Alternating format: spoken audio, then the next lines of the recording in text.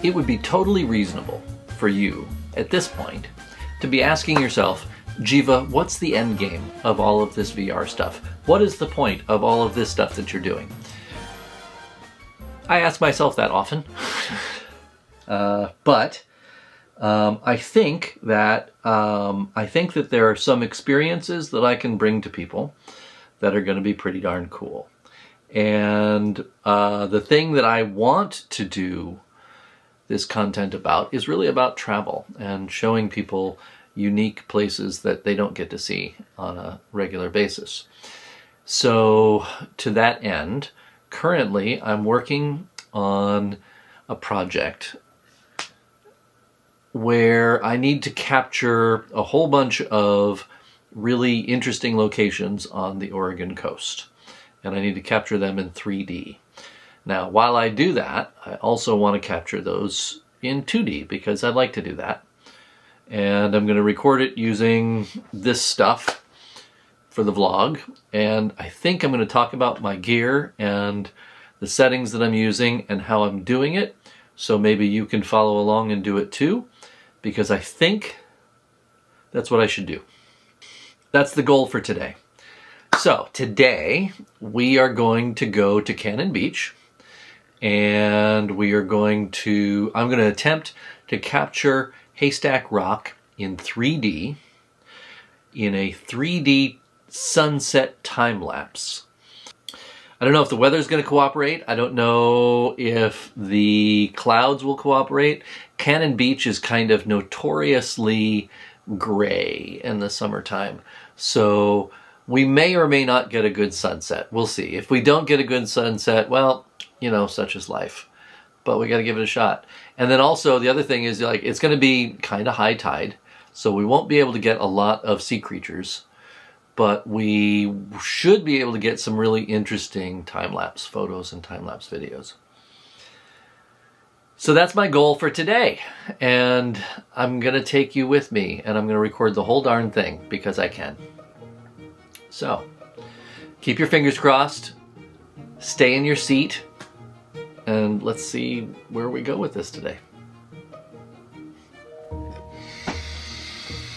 My goal for today in Cannon Beach is to record, I think, 4 things. I want to get a 3D time-lapse photo, I want to get a 3D time-lapse video, and I want to get a 2D time-lapse photo, and I want to get a 2D time-lapse video. And the photos that I want to get probably are best taken at the beginning because I want to have the light there. I want to do like a long exposure photo of the waves and Haystack Rock so that I get like a nice kind of silvery ocean, that kind of thing. So that means I need a 3D camera, I need 2D camera, I need ND filters, I need batteries, and I need memory cards, and I need a tripod.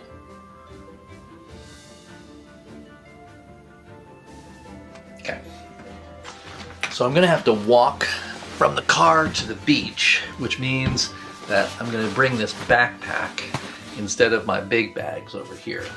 So I need to load this specifically with stuff for today's shoot. I got the Canon R5 with a big 100-500 lens. That would be nice, but I don't think that's the kind of photo that I'm taking today. I think I'm taking a wide landscape photo, not taking wave photos. So we're gonna set that aside. That's not gonna come today. In fact, I'm probably gonna take that lens off.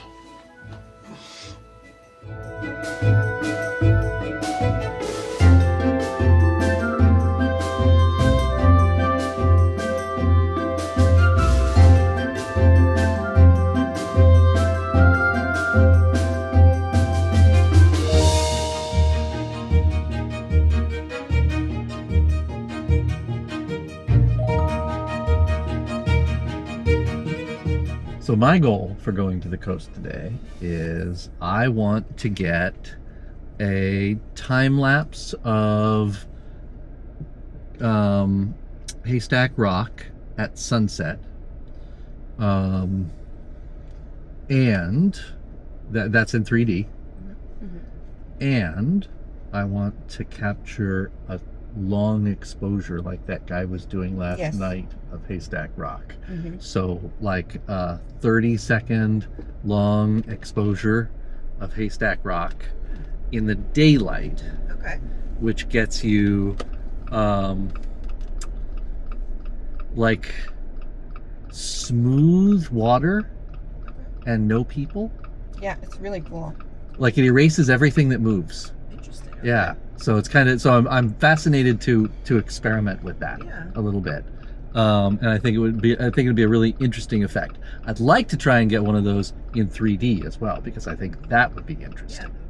Like I think there is not enough people doing traditional photography in 3D, experimenting with long exposures and those kinds of things, because you get some really interesting effects that we've only really looked at in 2D. It'd be very interesting to see them in 3D. So that's one thing. I think I am not going to attempt any kind of starry picture this evening, because I think it's just going to be too late. We don't want to stay there that late. We'd probably have to stay like until like 10 or something. And you get back at midnight. Yeah, I don't think we want to do that tonight, but I'm willing to go back other nights. Of course, I mean we play by ear, but I would just vote to do starry exposure in summer. Yeah. Yeah. Of course. Yeah. Oh yeah. That's a good point. Well, so I would really like to get the Milky Way, which only comes out in summer anyway. Perfect. Yeah. Winter starry pictures to me are actually a little on the boring side. Yeah. I feel cold. Well, yeah, they're cold, and also like, I don't know, the sky is just not nearly as interesting. You can see Orion and stuff like that, and those are cool, but it's just not like the summer sky. I don't know. I think the summer sky is cooler. Now we're talking. All right, everybody know what they want? Yep. Yes. Hey, how's it going, guys? Going all right. Good. Need one moment. What can I get started for you guys real quick? Who wants to go first? I'll go first. Can I get the chai blended? Large white chocolate chai blended. Got you guys. And A large flapjack, blended freeze. Got it. And large banana cream pie blended freeze. freeze. Got it. And can you get one of those last ones, blended banana cream freeze thing with caffeine in it? Yeah, it already comes with caffeine. Okay, that's what I want too. Perfect. Same That. thing. Yes. Got you. Perfect. Hi there, here is that flapjack for you. I love the Jack. banana cream. Thank you, you guys. Have a good day. Well, that is an interesting drink. Oh, you don't like it? I didn't say I didn't like it. Yeah, that's usually I what said it it's means, interesting. though. It's really good. I taste. I wouldn't call it banana cream. I would. Okay.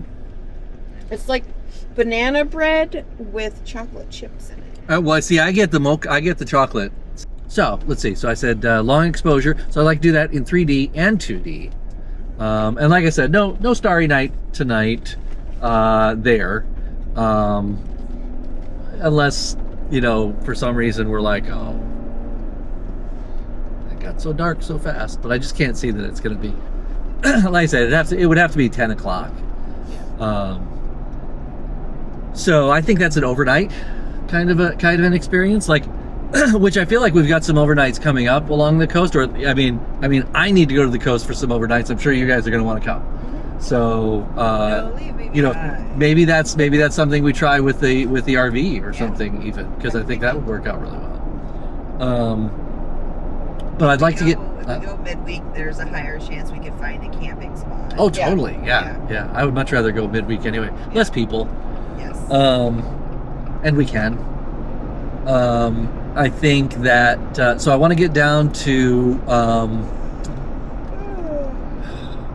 Cape Perpetual, which is very pretty, and Some of those areas down there where you've got like all the sea arches and stuff like that, and the rocks and the mountains near where the sea lion caves were. I'd like to get down to that area, and I would like to do some photos and video of those areas. And that, in order to do that, those are overnight trips. Can we do the sea lion caves again? Why not? Okay. Yeah, it's awesome. That's so much fun. Yeah.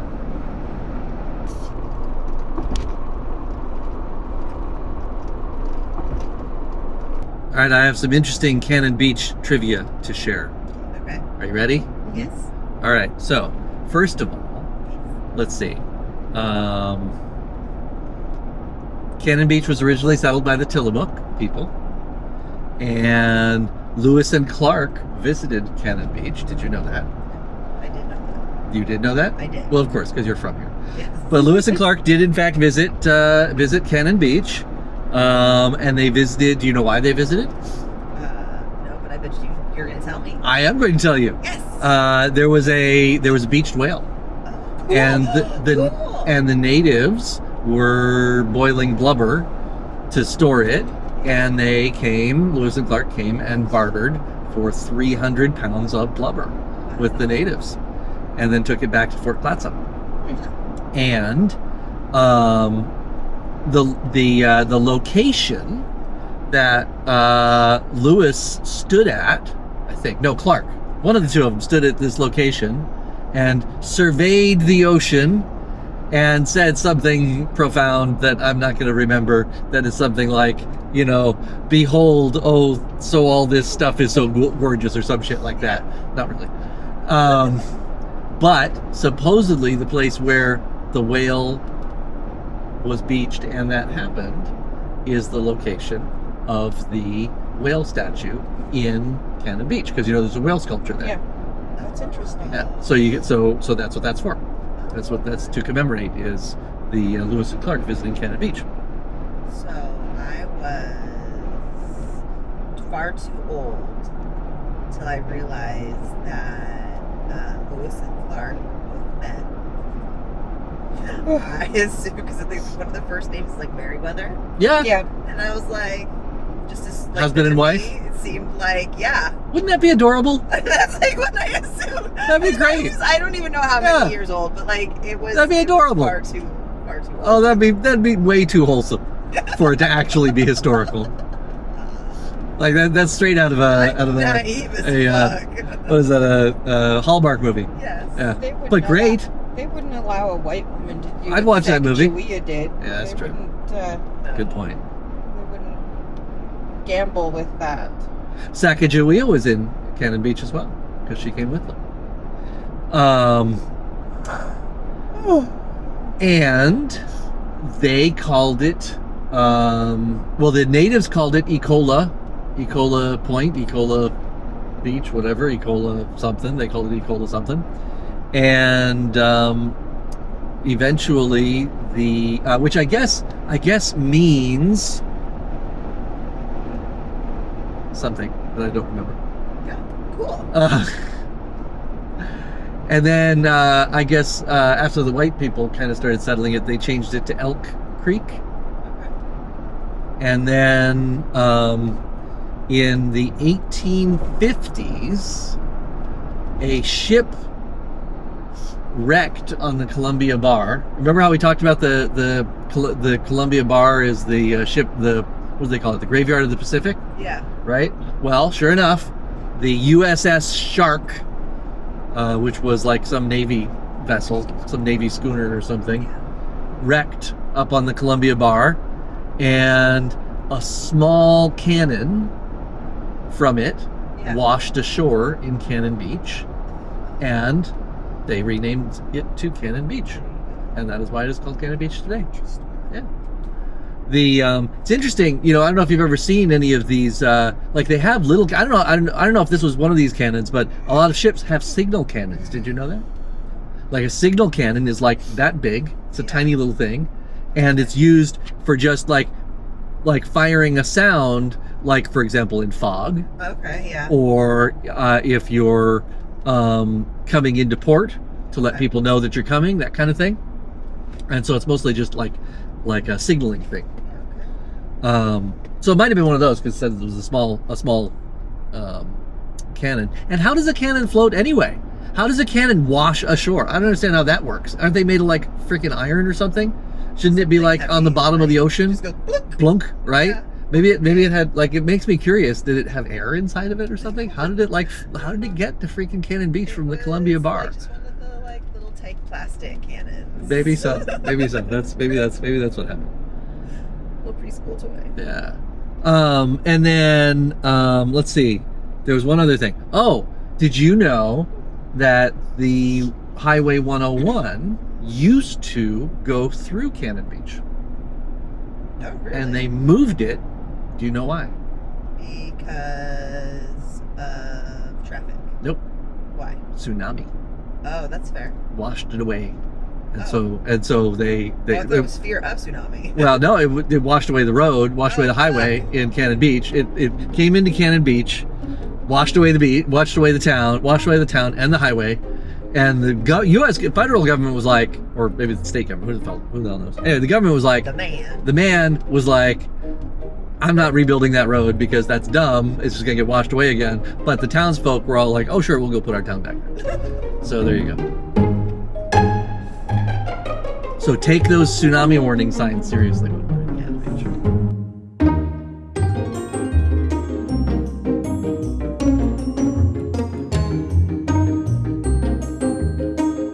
It's probably going to be about high tide when we arrive.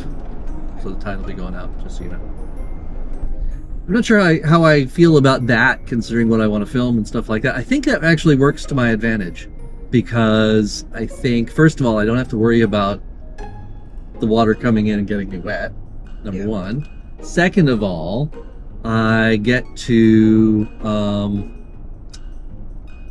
there won't be people walking around in the tidal pools because they won't be accessible. So I'll be able to kind of maybe get a nice wide shot without lots of people on the rocks.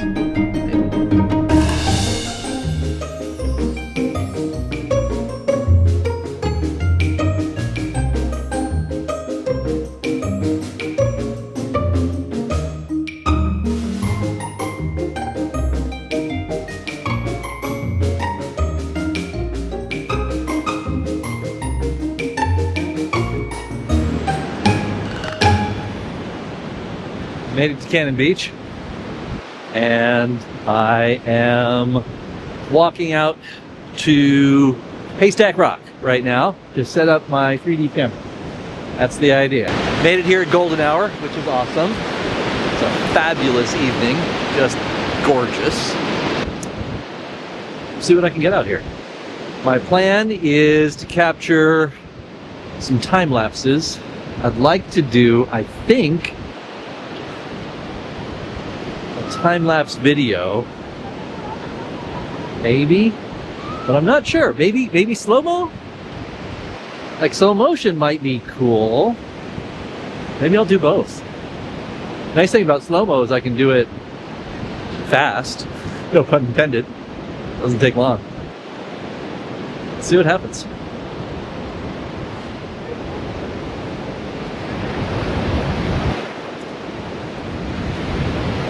Alright, well, I've set it up for slow-mo right now. Mostly because that gets me better exposure than doing a long time-lapse. And I want to nail the exposure. So I'm gonna do a slow motion to start, then I'm gonna do a time-lapse. And when I'm doing the time-lapse, I'm also gonna be doing some long exposures on this camera as well.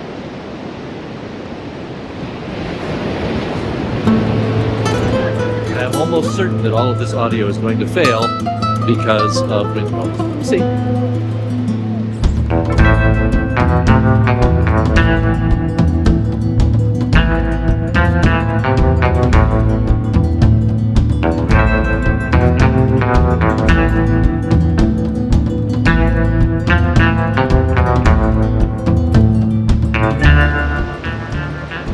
Alright, so now I'm doing a very slow time lapse. And so that should be interesting. Running maybe for 15 or 20 minutes, I think. Meantime, I'm going to do some long exposures.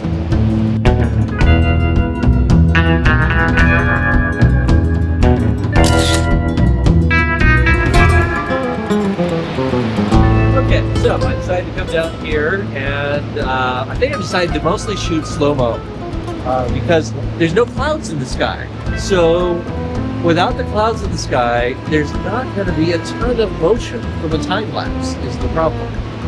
So I'm just going to sit here and let it do its thing. And I'm hoping that my tripod doesn't get wet right now. It's like it's barely. Okay, let's see if we can get some good audio. Let's slide it that way.